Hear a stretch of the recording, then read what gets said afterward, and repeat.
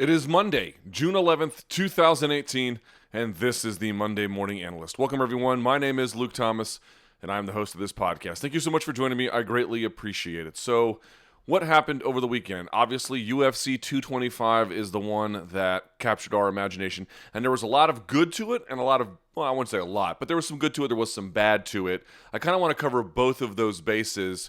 One, to praise the good, and not so much to just slam the bad, but use what happened in the bad as a bit of a learning exercise. So let's do that now. Two fighters stand out for different reasons to me. Holm, I thought, made an incredible transformation as a mixed martial artist, and we'll get to what she did in just a second. We'll look at that in great detail. And then on the other side of things, you had CM Punk opening, of course, the main card, who did not look all that well. Now, let me state this up front. We're going to look at just one very small thing that CM Punk did over and over again. But there's a lesson to be learned in all of this, which is that I hope everyone is getting this freak show thing out of their system, right? We had this Mayweather-McGregor thing where you kind of pretty much knew what was going to happen. And in a boxing fight, a boxer is probably going to beat an MMA fighter. In an MMA fight, James Toney, Randy Couture, an MMA fighter is going to win. And when you have somebody who does not appear to be necessarily a special athlete, although he might be somewhat athletic, but who has no combat sports background, who is trying to train, what am I saying, in their late 30s, and kicking 40s door down here a little bit, you have to have incredibly modest expectations. And I think even by those modest expectations, this has not necessarily gone all that well. And that's okay. Look, the truth about the CM Punk story is that there are two facts to it. Number one, there is no way to be a critic of his martial arts journey insofar as that part is concerned, right? Somebody who does want to take up a challenge and who did go and put on the gi and did get promoted to blue and has trained with all those guys in wrestling and the strength and conditioning and monitoring his diet and just wanted to be a better version of himself. It is impossible to be a critic of that. It is a noble pursuit. It is a healthy pursuit, and it is his own life journey, and I will never ever say one critical word about that, and I don't think anyone can or should. That's the good side. But the bad side here, and I think we just have to acknowledge this, there is a portion of his fan base that is incredibly sensitive, and they want to view his entire pursuit as some kind of noble human endeavor. As I just mentioned, there is a part to it that is noble, the martial arts journey aspect. But I'm sorry, if you wish to compete in the UFC, then you are open to the kinds of criticisms and the kinds of evaluations and the kinds of inspections that every other fighter at this level gets, right? You don't get to just take the UFC check and take the UFC adulation and take the UFC-sized crowds and take the UFC pay-per-view and take the UFC level of media and then all of a sudden say, not that he has said this, but some of his supporters have, that nope, there's nothing that we can say in the way of critical things about the UFC experience. You get all of it. You get all of it. You get those UFC paychecks, and good for him. I'm not mad at him for that. You want that UFC experience? You got it. You wanted the UFC fight week? You got it. In Chicago, no less. Well, here comes the other end of that, the UFC level of inspection. Now, we're not going to go through the whole thing. There really is no point to it. In fact, if you want some measure of recitation about what happened on Saturday night, you can go and look at my post-fight show. I'll put this up here in the corner. All of this is to say that there's a lot of things that really didn't go well. It appeared to me he had made very marginal progress between his first and second fights, but that's not what I want to focus in on this one. I wanted to have that preamble because I knew that no matter what I said in the way of criticism, even if it was fair and reasonable, there's going to be a portion of his fan base that's going to downvote this video. They're going to angrily comment. They're going to wish that they can only experience the good part of that without any of the bad. They want their cake and to eat it too, and it does not work that way. But we're not going to go over the entirety of his experience. The one thing I want to go over is the underhooking. The underhooking. And why is that important? Here's why. So I'm going to let this video play here up in the corner. It's a highlight I made. And the highlight is every time they clinched up, you're going to watch Mike Jackson win the underhook battle and then turn CM Punk. And I had to cut some of the video off for brevity's sake. But then I usually turn him and then escape, or turn him and then land an elbow, or just essentially control that position. And what really blows my mind about it is not so much that one person wins the underhook battle. That's pretty much true of any UFC fight. It's that when he wins it, it's always uncontested. There's never a re-pummel happening. Like when you pummel, and you're fighting for that inside position, you only stop pummeling when you have to. In other words, if someone drives the underhook underneath and you want to pummel back in, but you can't because you're getting pushed or pulled. And even then, you don't necessarily want to quit, but you, of course, have to mind other factors. That's really not what happens here. He gets the underhook clean without any immediate attempt at a repummel, and then he gets turned and pushed around. Even on the ground, you'll see here in just a second, Punk gets the takedown, and gets on top and even sort of passes his elbow over the side of Jackson's head, which is fine. But then Jackson uses that to claim the underhook. And even that it's not great, but even that can be okay depending on what you want to do. And in fact, what was kind of amazing about it is Punk that then elbows him down flat, which is what you want. So then you can re-pummel the underhook. He actually elbows him down flat and then never fights for the underhook again. Dominick Cruz gets a lot of crap. I don't know why, but he does. He gets a lot of crap about focusing on the underhook. It should be clear to everybody, and I'm using this as a learning experience, that it's not just that the underhook is important. The underhook is frankly pretty critical. It's critical on the ground, and it's critical standing. You saw it being critical in the Holly Holm fight when she was against the cage with Megan Anderson. You saw it in the Rafael dos Anjos and Colby Covington fight. You've seen it used by Cain Velasquez. Dominick Cruz focuses on the underhook because the underhook is an essential truth to winning. It's virtually impossible to do it if you're in any kind of close quarters, again, whether standing or on the ground. The fact that CM Punk did not really make any kind of strong attempt at underhooking again is a pretty strong indictment. It tells me that he might continue his martial arts journey. He probably should on some level, right? Even if it's just grappling or something else a little safer. But that there is so far to go when it's not a natural instinct for you to repummel. Like if someone has an underhook on you, that's a red alarm. That's how it should go in your head. It should be a red alarm. It's not that you can't do anything if they get the underhook, especially if you have the underhook on the other side, but you don't ever want someone sliding their arm up across your ribs like that if you can at all avoid it. And again, easier said than done, but the only part here about these underhooks is that you could fight these, and he just never fought them at all. To me, this is not only showing an essential truth to winning in mixed martial arts, but an essential lack of understanding or frankly execution. I can't say understanding because he might know and just didn't execute, so I'll walk that back. I'll say a lack of execution to know what are the ingredients of success in some of these positions. And even if he got those underhooks, I'm not saying that would have saved the day, but he got turned and elbowed standing, and he got reversed quickly on the ground when he didn't necessarily need to be that way. Underhooking is everything. It is everything. It is everything. It is everything. The criticisms of Dominick Cruz to this point need to stop. I get that folks feel like it's overkill, but it's not. It is undervalued even amongst the high-level pros, and you can see amongst the low-level pros or pros who are frankly a little bit more of an amateur level, the even awareness of it is so small, it looks to be non-existent, frankly, to the point where he couldn't make any use of it. And when he had it, he didn't do a whole lot with it, and then he lost it pretty quickly. Underhooking is life. You need it to win, and if you don't do it, you're going to have a whole lot of problems in a whole lot of scenarios. And on the ground, which was his best case, gave up the underhook, never fought to repummel underneath, and got reversed like that. That is how essential underhooking is. So you don't necessarily have to have it in every case. In some cases, you are going to lose it, and there are ways you can use it even if you've lost it, which we're going to look at in a second when we look at what Holly Holm did. Because Holly Holm would lose the underhook sometimes, but then do a bunch of the other right things to preserve that space, to show you that she knew what she was doing, and then to keep her attack alive. Let's take a look at that now. Now let's talk about Holly Holm. I was blown away by her. I couldn't believe how much she had progressed as a martial artist. Again, I went over this in my post-fight show, but I was simply amazed that she had committed herself to getting better on the mats in the way that she had, and to show this kind of improvement against a younger opposition, much bigger opposition, and in need of a backup plan. She was able to go to it and execute it brilliantly. She deserves a lot of credit.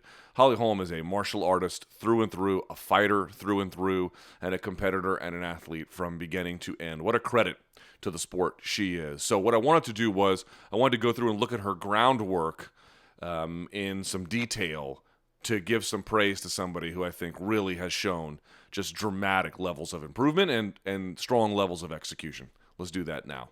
Okay, here we are. You can see she drives through on a single. She can't quite finish. It looks like she's going to turn the corner and wants to trip to the outside. She has a hard time getting the penetration through. Let me pause it here, and you can see Megan Anderson kind of turns her over. Let me go back just a second here on the step through. By the way, I like how she stopped the takedown herself, actually, from getting reversed. But you can see here, she's just not quite all the way through. She gets it here, right? So you've got nice control between the legs that you need, but you got to kind of. It's just hard to do it this way. You kind of either want to get them coming towards you. You want to be deeper in on their hips. She was just never quite deep enough, and so she had to kind of reach around. You see that? She had to kind of reach around to get it, but she gets it enough, and partly because she was turning in a corner. So the wrestling still needs some work, but what I like about this here is you see Megan Anderson try to wrench her through, and that Holm steps over and stops on the ground like that, which is going to kill any kind of roll there at all. Megan Anderson probably should have let this go and then try and turn over, like corkscrew her hips underneath. But she kind of stays there, and it's hard to – you see right there? Now you're kind of attaching yourself to Holly Holm, so it's going to be hard to get up. And she's using the ground to stop her. She's going to twist underneath and come on top like that, right? And then, of course, you see her controlling the leg, and then she's going to push through. Let's go ahead and play here. You can see she's going to slide on top. Now, here's a lot of things to like.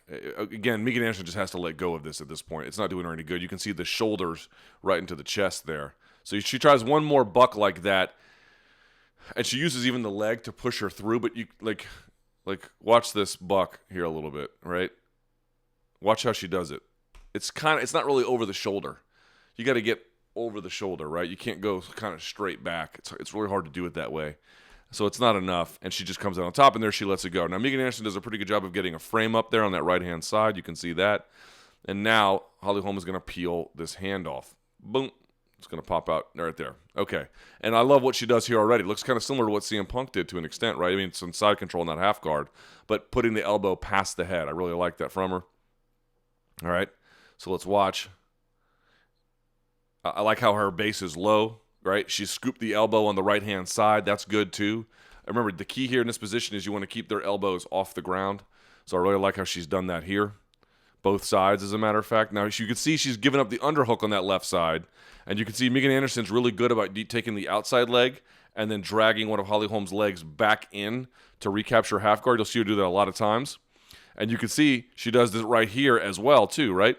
She has an underhook on that right side. She's going to hip bump and try to come out the side. And what does Holly Holm do? She waits for it. I love this from her. She lost the underhook battle, but boom, she tries to come over. Now, she didn't quite get her knee up tight enough, so she ends up back in half guard. But, and then you see Megan Anderson try and get to an elbow, but she can't quite, and then she tries to pull deep half. But the point being is now you see the whizzer from Holly Holm, and then you see her flatten her out. That's what you have to do. If you lost this position on the underhook, you got to get them flat again. And then from there, you can repummel in. And you can see she tries deep half here again, right? Megan Anderson does. But there's no elevation of the leg. There's no real deep half if the person you're trying to do deep half to can touch the ground with that outside leg. I mean, that's not totally true, but it's pretty true. And then they lock up in the stalemate position. But let's go back here just so we don't lose anything about what happened here from Holly Holm. She had lost the underhook, but she does a lot of the right things. After that. Again, you don't want to lose that underhook, but if you do, it's not the end of the world. There's some things you can do, right? And this is what she did.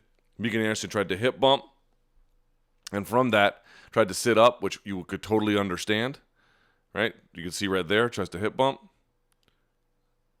Let's see. So, what Holm waits for is the hip bump, and then tries to mount. You could see she kind of takes a bit of a wide step, which is why she was blocked by Anderson. But she comes out on top. She keeps her posture down and her weight down. She doesn't let Anderson get to an elbow. She whizzers on the underhook, and then she's going to flatten her out here like that. That's exactly what you want to do because that will enable you to repummel. She tries to get rolled here. As you can see, Megan Anderson tries to get underneath, but Holm posts on a hand, and she has her foot on the ground. She's not going to really go anywhere, and then she puts her weight back. From there, Anderson tries this thing, which, of course, was not all that successful, but it's a lot of good there. A lot of nice things to see from Holly Holm. Let's sort of keep this rolling here. And we go now to the second round, right? Let's see what she does. Catches a kick, and then just drives forward on it. Boom. And then, once again, look at this. Nice balance when she lands. Posts on a hand. Look at that. Posts on a hand. Doesn't get rolled. Just sort of calmly rides the position and then sits on the legs on top. Just like that. Now, she doesn't have live toes. That's never advisable. And she has to get rid of these butterfly hooks, and that's never advisable. So if this is me and I'm in this position and I'm on top and I'm Holly Holm, the first thing I want to do is I want to get an underhook on Megan Anderson's left side, and I want to clear these hooks. Because if I don't have an underhook, and she does, and she has those butterfly hooks, and she does, at least one of those hooks, it could be a problem for me. So let's see what she does here. All right? She steps around. I like this because now you can sag your weight down, and you can see she's done that. Look, now, look at this. Look at the toes on the outside of Holly Holm. They're on the ground. That means you can push in. That's always really good to see. Sagging her weight down. You always like to see that. And now she's going to cover and threaten that arm. Just like that. Holm brings her right arm around the knee. What she's going to want to do here is you're going to have to find a way to kick out and over. And I usually would want to pull someone to me in a position where I can easily do that. She doesn't quite because she keeps it up. See that? And she can't quite get it out. If you push the other way, if she pushed the hips the other way, she has the Kimura grip, so I wouldn't say she'd lose the position, but if you pull them into you, it's easy to slide out. She doesn't quite do that, but nevertheless, you can see she tries there, and she can't quite free the hooks because one way or the other, Megan Anderson ties her up, and she pushes right there and then tries to step out, but then Megan Anderson just sort of reclaims it there. It's not the end of the world. You could still do a lot from here. In fact, she goes to plan B, which I really like. So there are some finesse issues on the ground, but I'm telling you, I'm already beyond impressed by this, especially using that halfway Kimura grip on the other side, sagging her body weight down, live toes on the back. Not everything about this is perfect, but a lot of it is really good. So then she goes through with it right here. All right, she's just banging on, and there, she gets the wedge. So here she's going to slide to 3/4 mount, right? This I love. This is called 3/4 mount, where you're in mount except for your foot is still kind of trapped, right? And there's a lot of things you can do from here. There's a lot of, if you had a gi on, there's a ton of gi chokes you can do from here. And in fact, one of those gi chokes involves what she's about to do, which is a knee cut pass. But she has to get to the other side to do it. And so here you can see she's constantly stabilizing the position. It's kind of hard to flare your leg out. It looks like it's just wide open if she could just tuck it to the side, but it's not as easy as it looks. But she's got the one hand on the Kimura. She's got the one hand posted on the ground, right? I'm not sure what she was trying to do there. I guess hit her in the face with her shoulder. I'm not entirely sure.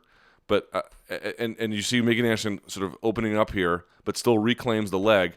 So you're going to watch Holm put her base in the air and then switch and then drive the right knee out. So right now the right knee was on the right side of the hip. She's going to raise up in the air and then drive it that way. Watch, she's going to bring it up like that. It was all in one quick motion, but she gets it. That's called a knee cut pass. And there's a lot of different ways you can do a knee cut pass, but that's what that is. Now you see Megan Anderson fighting for frames on the inside here. She loses it for a second, but she does have the underhook. This is something that Holly Holm probably will work on in the future. She gave it the underhook a little bit too easily. Not the end of the world if you know some other things to do, but not great. All right? So you see her trying to reclaim that underhook, and there she kind of wants to get a wedge in there underneath.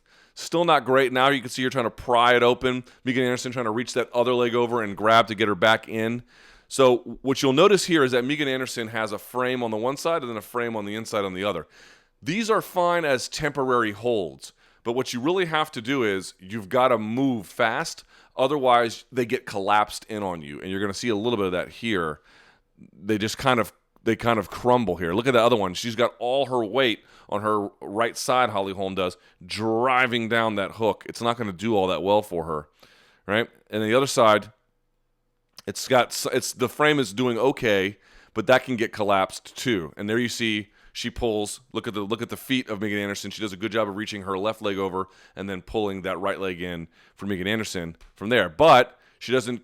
When you pull that leg in, it's better if you have that underhook, which she kind of does, but it's framed up, so then you can get to one side when you do that, right? But she doesn't do that, so Holm, rightly, just tries to move it back into 3/4 mount. Really nice body awareness. Look at her up top, engaging with the frames of Megan Anderson. Megan Anderson tries something with the bottom.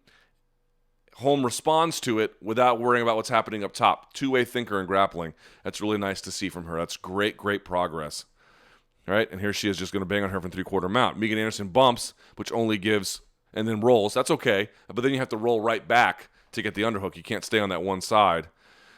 And here, you can see the only thing saving Megan Anderson is that right-handed frame, but you can see it's just going to get collapsed and collapsed and collapsed and collapsed because it's not doing a whole lot for her. All right? And there's no submission here, but you can kind of just threaten the position and make them do something else.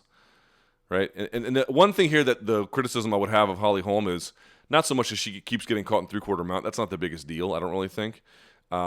It's that her use of pressure on the face and the jaw is way up too high. You see this a lot, and it impacts her ability to get things.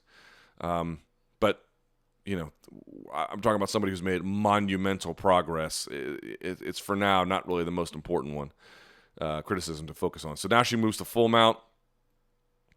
And moves up to a look at her high mount. When you have a high mount, you can sit up. You don't have to sit on the person, and it allows you to tee off. Puts her hands on the mat, leans forward, stays calm, right? Doesn't worry about what else is happening because she knows she has the position locked, right? So she puts her weight back a little bit, but then you could see she's throwing at just the right times. She's now she has a lower mount. This is better for Megan Anderson, but of course the round ends there. So we go to the third round. I love this from Holly Holm, right? She has this body lock halfway there. Is it all the way there, or does she have that I believe she had. Yes, she had that Nurmagomedov body lock where it's trapping the far arm. And then watch this. Watch the left arm of Holly Holm here. Crossface right away. Love that from her, man. So great to see. So great to see. That crossface is everything. You can control that head and the neck. You can do so much with that, right? So now here she is. Underhook on the other side, crossface on the other.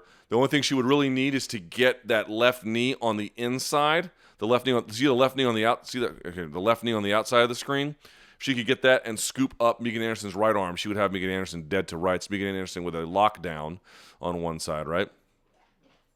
But she just kind of scoots through. I'm not sure how she did it, and then came out. I mean, I know how you escape lockdown. You just bring your heel to your ass. And then you have to windshield wiper, depending on which way you're going. And then that can free you out. And then you have to kind of sit to a hip. But she just slid it through, so I'm not sure what happened there. But in any case, now she's in full mount. Now, Megan Anderson's going to do the right thing here. I believe this is the clip, where she's going to wall walk and then push off, which is right. By the way, Megan Anderson not panicking in these positions, which also should be credited. I know it sounds like, oh, that's an obvious thing, but it's not an obvious thing. I like Holly Holm's mounts, where she's keeping her weight back when she needs to, sliding it up when she wants to strike, getting up high if she wants to strike to avoid what happens when you buck, right? She does a really good job of that. Let's see. Oops. All right. And here we go. Now she's just going to wall walk, and then she steps away. There's a little bit more here. Let's take a look. This is the last of it. She tries to go a certain direction. Anderson has the whizzer, so she's trying to take her backwards behind her. Tries to lift and can't. So then she just says, F it, I'll just go forward, changing directions. You can tell she has worked on this, man. You can tell she has worked on this. Incredible. Sorry, I want to make sure the camera stays focused on me. There we are. All right. Okay, so now she's on top, back in half guard. What does she have on the left side? An underhook. Let's see what she has on the right. She loves that shoulder strike from there. I'm not sure what that does for her, but she loves it. And then she steps over, and you can see she loses the underhook here. But what does she have? Live toes, hip sagged, weight up high underneath. So that underhook is not necessarily the end of the world. If she had the head on the other side, it would be a problem. But because her head is on the other side, it's on Anderson's left side, it's less of an issue because it's less powerful as a device. You have to kind of get at an angle. So she's killing that underhook there a little bit. Not totally, but a little bit, right? Which she knows. And you can see the left arm of Holly Holm kind of cupping it to get ready for any kind of a potential attack on it. All right, she changes her base, so it brings it kind of face down. Gets an elbow to kind of scoot it out there, right? You see that? Yep, and then right back to the knee cut. What enabled that knee cut, by the way? Let's go back here real quick. What enabled the knee cut? Right? Here is what enabled the knee cut when we come back. It is, watch. I want to show you. Oh, one more time. Anderson has the underhook. Anderson wedges the underhook up. Holm withdraws inside, wedges it open. She establishes the underhook, gets the grip, put shoulder pressure, and then slides through. In other words, she controlled the upper body with dominant control, and that dominant control allowed it to freeze it and hold it, which allowed her to get her hips out and go underneath. Now she's on that side. Now she doesn't quite clear it here. You can see Anderson has an elbow in between, so that creates a few problems for her here. But nevertheless, we're talking about pretty substantial progress. And then you can see she has the underhook on the far side, which is going to prevent a lot of turning that Megan Anderson wants to do. In fact, now she's set up for the Kimura. The only thing I'd say about this, and she just steps right over because why? Anderson goes flat from the side to the flat, right? So look at Anderson here. Hang on.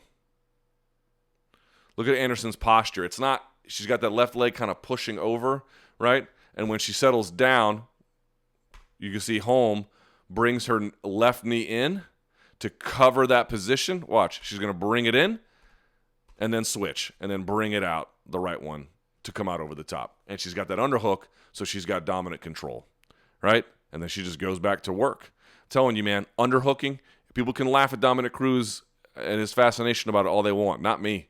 Not me. I think it's amazing. And here she is, firing from the outside, and she kind of holds it here, right? She loses a little bit, and that's okay. I mean, you don't have to ride mount necessarily all the way, and I wouldn't expect her mount to be like the best portion of her game. She kind of loses it here a little bit and comes up on like what appears to be like a leg drag or a Z-guard. I can't quite tell.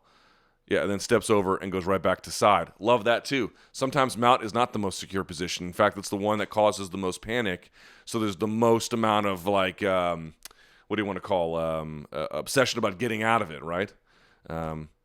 So here we go. Stepping, look at that. Stepping, look at the knee on the face. Oh, brutal, right? Here, there's so many arm bars open if she wants them, but she decides not to go for them or, is concerned that maybe she can't get it.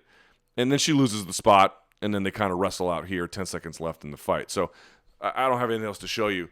It's a quick recitation. We could go into much greater detail about what she had done. All I wanted to point out to you was she had clearly found a spot for her that works. She loves that half guard. She has a good passing sequence. She has pretty good mount right there. Once she gets mount, she has nice attacks from there. You note she doesn't waste a lot of time. She's kind of always in motion. She understands the value of the underhook. She understands what to do if you don't have necessarily the underhook, how to position your body down and on top to kill it so it doesn't really necessarily do a whole lot for you, for the opposition. She just does so many things well for somebody who, a couple of years ago didn't have hardly any of these skills. This is improvement. This is progress. This is a competitor. This is an athlete. And this is somebody who is deserving of the highest level of respect. I am so blown away by her progress as an athlete and as a mixed martial artist.